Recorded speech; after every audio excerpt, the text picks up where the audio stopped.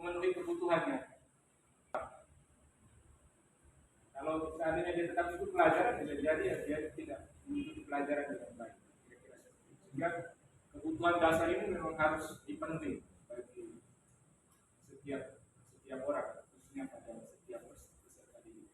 Masalah-masalah yang timbul dalam kelas kita, ada problem dari rumah orang dengan marah-marah, nah itu berakibat pada anak itu sendiri, misalnya dalam proses pembelajaran. Pada saat anak itu melakukan kesalahan atau membuat sesuatu hal yang di luar dari harapan kita, yang pertama perlu ada pendekatan terlebih dahulu, ajak dia komunikasi dengan baik, kemudian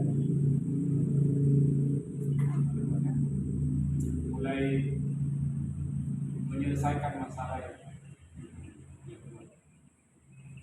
kira dari saya demikian. Dilanjutkan Pak Edi.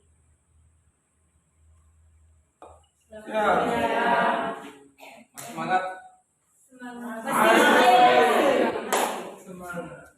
Oke, baik. Sekarang saya akan motivasi perilaku manusia. Motivasi merupakan dorongan pada diri seseorang, sadar maupun tidak sadar, untuk melakukan tindak tujuan. Di sini motivasi pria itu mengikuti dan yang kedua untuk mendapatkan impact dari tiga, untuk menjadi orang ingat dari dengan nilai-nilai yang mereka. Saya coba sedikit tentang yang pertama, dari ketidaknyamanan. Tingkat yang terendah dari motivasi perilaku manusia.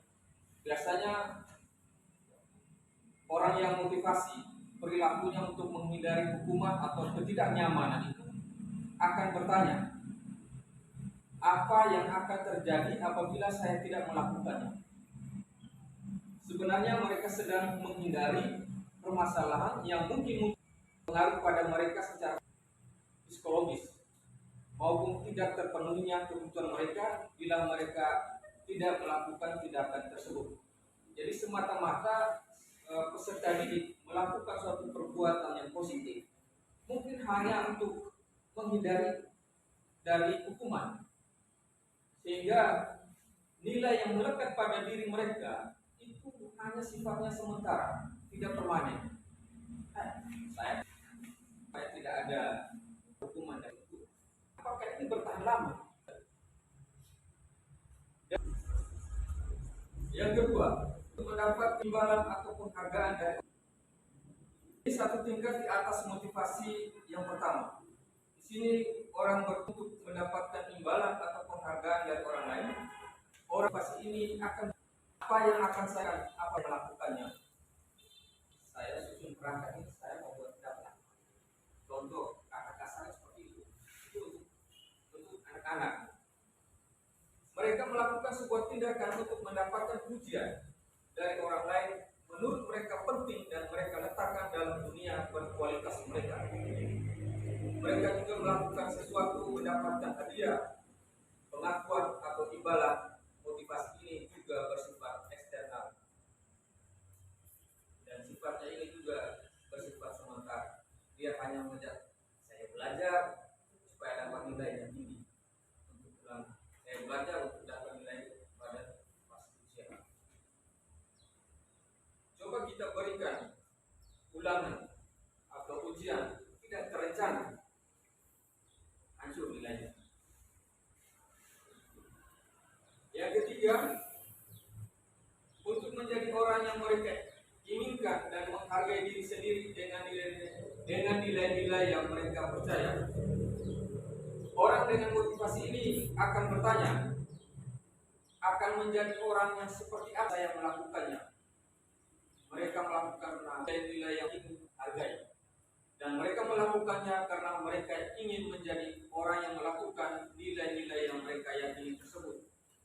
Ini adalah motivasi yang seorang disiplin, karena motivasi berperilakunya bersifat internal, bukan eksternal. Ini dari dalam diri Anda sendiri. Kerja penuh sadar, tidak ada pemaksaan dari orang lain. Yang berikut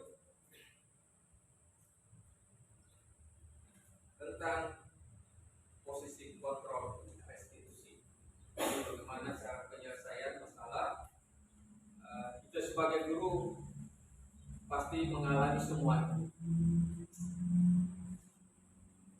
Yang pertama itu sebagai penghukum. Kau datang ini, banyak karena sak bisa hukuman. Kadang orang bilang itu hukuman positif, nama itu pasti berbau negatif. Yang kedua, membuat salah. Ini kita bapak yang laku juga, saya dan itu saya pernah buat. Baru merasa bersalah. Itu masih sisi baik dan adanya. Sisi baiknya dekat dengan kita. Apapun masalah mereka ceritakan dengan kita. Tetapi sisi negatifnya, dia selalu tergantung dengan guru tersebut atau orang tersebut.